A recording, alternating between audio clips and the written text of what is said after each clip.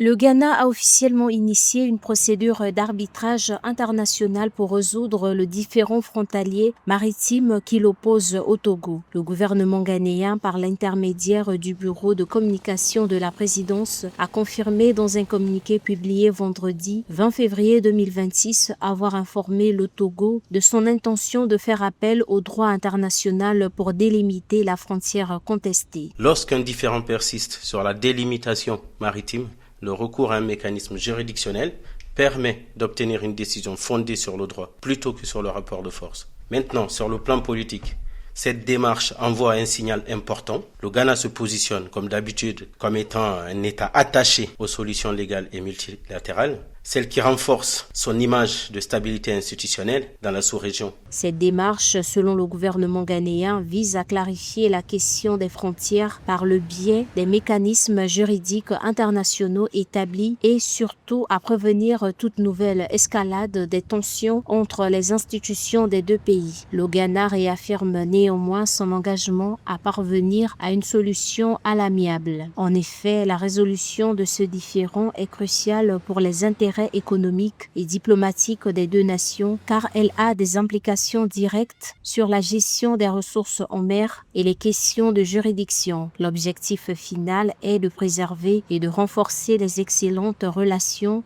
de longue date entre les deux pays.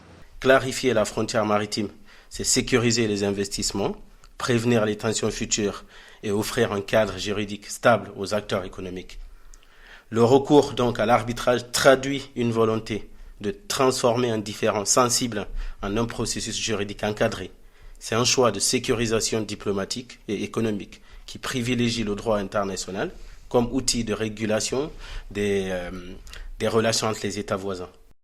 Ce conflit de longue date résulte de l'absence d'une frontière maritime officiellement reconnue par le Ghana et le Togo. Le Ghana affirme l'existence d'une telle frontière, tandis que le Togo la conteste, soutenant qu'aucune ligne de démarcation formelle ne délimite officiellement les deux pays en mer. Ces décisions font suite à 8 années de négociations infructueuses qui n'ont pas abouti à un accord mutuellement acceptable.